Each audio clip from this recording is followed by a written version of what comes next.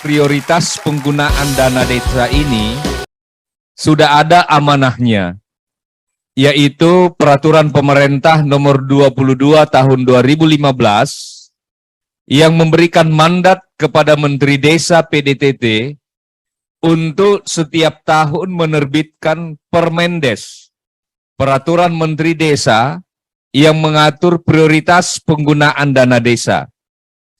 Alhamdulillah, untuk tahun 2023 kita sudah terbitkan Permendesnya. Contoh kegiatan prioritas penggunaan dana desa sesuai dengan lampiran Permendes nomor 8 tahun 2022. Prioritas penggunaan dana desa untuk pendirian, pengembangan, peningkatan kapasitas pengelolaan BUMDes-BUMDesma.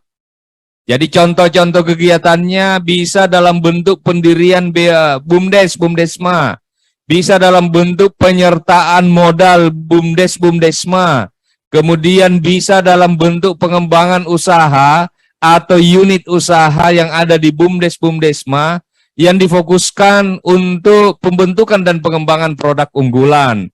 Kemudian kegiatan lainnya untuk perwujudan, pendirian, pengembangan, dan peningkatan kapasitas pengelolaan BUMDes-BUMDesma. Ini contoh yang kemudian prioritas dana desa untuk pengembangan usaha ekonomi produktif. Maka contoh-contoh kegiatannya adalah di bidang pertanian misalnya, di bidang perkebunan, peternakan, pada pembentukan dan pengembangan produk unggulan. Nanti ini bahannya bisa di-share kepada seluruh peserta sosialisasi hari ini. Kemudian di bidang jasa, di bidang sarana prasarana pemasaran, kemudian pemanfaatan potensi wilayah hutan dan optimalisasi perhutanan sosial, lalu kemudian pengelolaan hutan, pemanfaatan teknologi tepat guna TTG, kemudian kegiatan lainnya di dalam rangka mewujudkan pengembangan usaha ekonomi produktif. Ini selanjutnya adalah prioritas penggunaan dana desa untuk pengembangan desa wisata. Dapat digunakan untuk apa saja? Pengadaan, pembangunan, pemanfaatan, pemeliharaan, sarana prasarana. Kemudian promosi desa wisata juga boleh. Kemudian pelatihan, pengelolaan desa wisata, pengembangan investasi desa wisata, pengembangan kerjasama antar desa wisata. Ini contoh-contoh kegiatannya. Pengembangan desa wisata sesuai dengan kewenangan desa yang diputuskan melalui musyawarah yang ada di desa-desa kita. Kemudian untuk perbaikan konsolidasi data, dana desa boleh untuk pendataan potensi dan sumber daya pembangunan yang ada di desa. Dana desa boleh untuk pendataan pada tingkat RT, pendataan pada tingkat keluarga, kemudian pendataan warga pekerja migran, dan seterusnya. Ini semua ada contoh-contohnya. Kemudian berikutnya, untuk ketahanan pangan nabati dan hewani, pengembangan usaha pertanian, usaha-usaha pertumbuhan, jadi pengadaan bibit atau benih, pemanfaatan lahan untuk kebun bibit atau benih, dan seterusnya. Kemudian untuk pembangunan pengolahan lumbung pangan pun ada pembangunan lumbung pangan desa, pembangunan dan pemeliharaan infrastruktur, kemudian pembangunan prasarana pemasaran produk pangan, dan lain sebagainya. Sementara untuk pengolahan pasca panen, dana desa ini boleh dipakai untuk pengadaan alat teknologi tepat guna, pengolahan pasca panen, kemudian pelatihan pengolahan hasil panen. Ini contoh-contoh untuk kegiatan ketahanan pangan nabati dan hewani. Kemudian untuk pencegahan penurunan stunting, maka bisa dana desa ini dipakai untuk pelatihan kesehatan ibu dan anak, pemberian makanan tambahan, kemudian pengadaan tikar pertumbuhan, alat ukur tinggi badan, dan seterusnya, pendayagunaan lahan pekarangan yang ada, yang dimiliki oleh keluarga-keluarga kita, pendidikan tentang pengasuhan anak, dan seterusnya. Ini sangat lengkap untuk kegiatan-kegiatan dalam rangka pencegahan dan penurunan stunting. Kemudian untuk peningkatan kualitas sumber daya manusia, ini juga lengkap, contoh-contoh kegiatannya. Lalu kemudian untuk peningkatan keterlibatan masyarakat menyeluruh juga ada, mulai dari kegiatan pelayanan dasar untuk kelompok marginal, penguatan nilai agama, dan seterusnya. Lalu kemudian untuk optimalisasi pelaksanaan program jaminan kesehatan nasional, mulai dari sosialisasi promosi kebijakan, program jaminan sosial, advokasi, bisa kegiatan optimalisasi, dan seterusnya. Ini ada beberapa contoh untuk penanggulangan penyakit menular dan penyakit lainnya. Jadi bentuk kegiatannya bisa dalam bentuk kampanye, promosi, perilaku bagaimana masyarakat diedukasi untuk hidup sehat, hidup bersih, bagaimana mengkonsumsi gizi yang seimbang di masing-masing rumah tangga, dan seterusnya. Termasuk pencegahan penyakit seperti diare, penyakit menular. Ini semuanya lengkap kami sajikan dalam Permendes ini. Kemudian untuk pencegahan pemberantasan penyalahgunaan peredaran gelap narkotik, kegiatannya bisa dalam bentuk kegiatan keagamaan untuk edukasi dan pencegahan agar masyarakat kita, generasi muda kita terhindar dari narkoba. Jadi bentuk kegiatannya bisa penyuluhan, bisa sosialisasi, dan seterusnya. Bisa juga untuk pagelaran, festival, seni budaya untuk menumbuhkan kreativitas mereka, agar mereka bisa melaksanakan aktivitas-aktivitas yang positif. Kemudian untuk pengembangan pelayanan kesehatan, bisa dalam bentuk pengadaan, pembangunan, pengembangan, pemeliharaan, sarana pondok bersalin desa, dan seterusnya. Termasuk bantuan operasional untuk akses, jadi akses bukan honor, layanan para medis. Kemudian untuk operasional pemerintah desa, mungkin ini yang banyak ditunggu-tunggu. Apa? Jadi saya ingin menyampaikan bahwa operasional pemerintah desa ini adalah bukan honor kepala desa. Ini yang harus ditahu dulu. Operasional pemerintah desa ini bukan honor, tetapi dia bentuknya operasional yang menunjang tugas-tugas kepala desa. Jadi boleh dipakai untuk biaya koordinasi.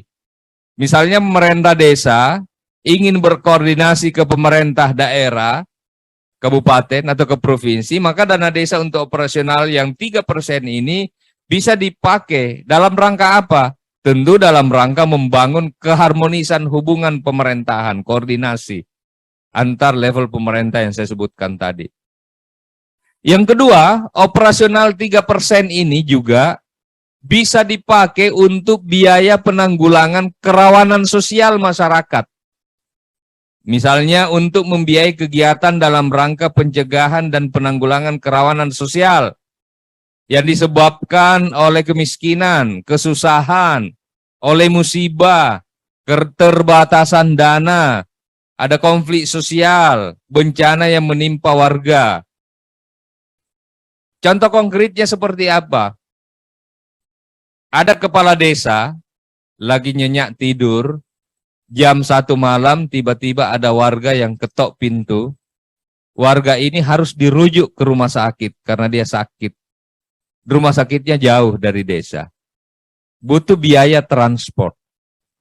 Maka operasional pemerintah desa boleh dipakai untuk operasional seperti ini. Untuk membantu warga yang membutuhkan seperti ini. Ada warga yang berduka, meninggal. Dia miskin. Tidak ada yang menyiapkan pemakamannya. Misalnya yang muslim, kain kafan dan seterusnya.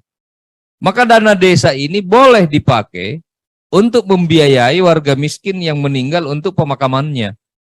Itu yang dimaksud untuk kesusahan, kemiskinan. Ada warga kena musibah, rumahnya terbakar misalnya. Maka operasional ini boleh dipakai untuk pemberian santunan. Terus biaya kegiatan khusus lainnya yang ketiga. Ini digunakan untuk membiayai kegiatan promosi, protokoler, pemberian untuk masyarakat yang berprestasi, kegiatan olahraga, sosial, seni, budaya, keagamaan, dan seterusnya. Jadi misalnya untuk membangkitkan semangat generasi muda, ada lomba-lomba. Boleh dari operasional pemerintah ini dipakai membeli untuk hadiah bagi lomba di bidang olahraga ataupun seni, untuk membangkitkan kreativitas anak-anak muda kita yang ada di desa. Begitupun halnya kegiatan-kegiatan keagamaan bisa disupport dari operasional pemerintah desa ini. Ini untuk operasional pemerintah desa, Bapak dan Ibu sekalian. Kemudian untuk penanggulangan kemiskinan, terutama kemiskinan ekstrim, penurunan beban pengeluaran, antara lain pemberian bantuan sosial, jaminan sosial pada masyarakat miskin atau miskin ekstrim.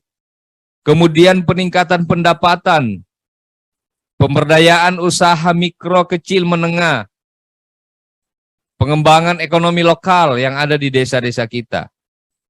Kemudian penyediaan lapangan kerja termasuk program-program PKTD, padat karya. Kemudian meminimalkan wilayah kantong kemiskinan. Misalnya mengembangkan pos pelayanan terpadu, pos Yandu, pos Kesdes, pos kesehatan desa, pendidikan anak usia dini PAUD, dan meningkatkan konektivitas antar wilayah desa, antara lain membangun jalan desa dan jembatan sesuai dengan kewenangan desa. Lalu berikutnya adalah bantuan pembangunan, perbaikan, dan rehabilitasi rumah layak huni dan sehat untuk warga miskin dan warga miskin ekstrim. Boleh dari dana desa untuk sektor ini. Kemudian, untuk BLT, bantuan langsung tunai dana desa ini dialokasikan maksimal 25%. Ini yang berbeda dengan kebijakan kita tahun 2022 ini yang mematok minimal 40%. Nah, sekarang karena ekonomi sudah mulai jalan, mudah-mudahan semua mulus-mulus saja, ekonomi kita di desa bangkit, yang tidak kerja kemudian kerja, yang dagangannya tadinya tidak laku sudah mulai laku karena daya beli sudah mulai meningkat. Maka antara lain pertimbangannya seperti itu, maka BLT di 2023 nanti adalah maksimal 25%.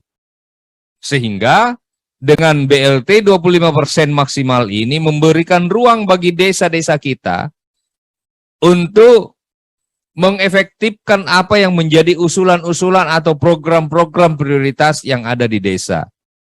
Jadi ruang fiskalnya semakin besar, sehingga ruang kreativitasnya juga semakin besar untuk mengakomodir apa yang menjadi usulan-usulan, masukan-masukan warga desa.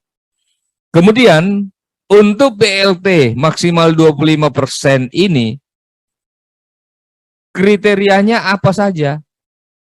Pertama adalah bagi keluarga miskin yang berdomisili di desa. Jadi dia harus berdomisili di desa. Dan diutamakan miskin ekstrim. Jadi urutannya itu miskin ekstrim dulu yang dahulu. Jangan yang miskin biasa-biasa saja dapat, lalu yang memang hidup sebatang kara, miskin ekstrim, nggak bisa diapa-apain, itu tidak dapat, itu tidak adil. Menyalahi prinsip penetapan prioritas yang tadi berkeadilan, yang saya sampaikan di awal paparan ini. Yang kedua adalah bagi keluarga yang terdapat anggotanya yang rentan sakit. Ada anggota keluarga rentan sakit kronis menahun. Kemudian yang ketiga adalah keluarga dengan anggota rumah tangga tunggal lanjut usia. Ini yang sebatang kara nih. Dia tunggal, sudah lanjut usia, hidup terkadang dari belas kasihan para tetangga. Ini menjadi prioritas miskin ekstrim seperti ini. Lalu yang keempat adalah keluarga yang terdapat anggota keluarga difabel. Jadi sebenarnya agak fleksibel ini, walaupun alokasinya adalah maksimal 25% yang kami buat regulasinya. Kemudian prioritas penggunaan dana desa ini untuk mitigasi dan penanganan bencana alam, bisa dalam bentuk pengadaan, pembangunan, pengembangan, pemeliharaan sarana prasarana, penanggulangan bencana alam atau kejadian luar biasa lain yang ada di desa. Jadi bisa dalam bentuk pembuatan peta potensi rawan bencana di desa. Jadi potensi rawan bencananya, pemetaannya bisa petanya dari dana desa ini. Kemudian yang kedua, alat pemadam api ringan yang ada di desa. Kemudian yang ketiga, pertolongan pertama pada kecelakaan untuk bencana. Pertolongan pertama kecelakaan ini seperti posko-posko darurat, dapur-dapur umum, manakala terjadi bencana alam di desa. Kemudian yang keempat adalah pembangunan jalan evakuasi, jalur-jalur evakuasi. Penyediaan penunjuk jalur evakuasi.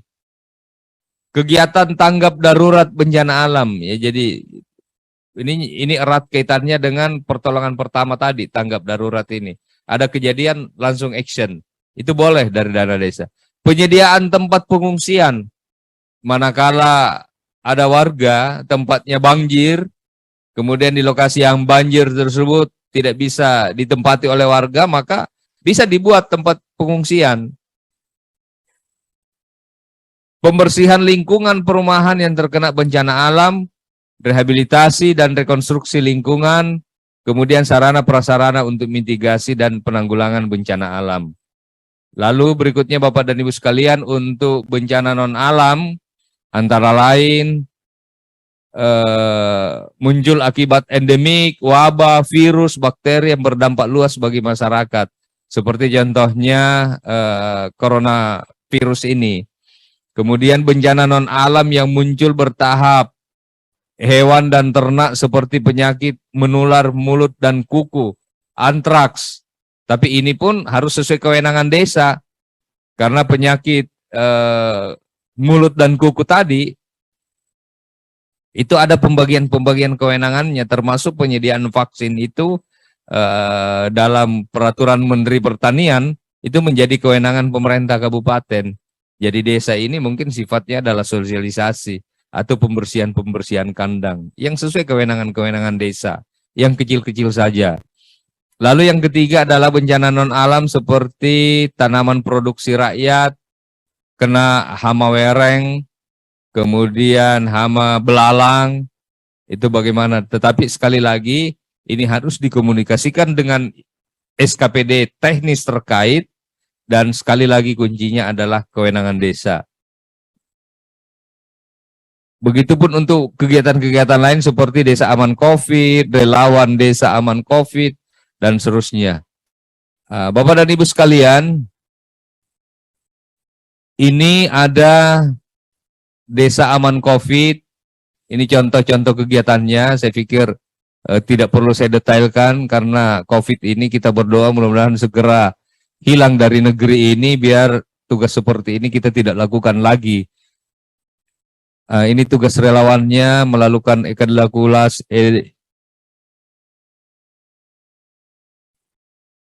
melakukan penyemprotan disinfektan, edukasi kepada warga untuk hidup bersih dan lain sebagainya. Inilah Bapak dan Ibu sekalian beberapa hal yang sempat saya sampaikan.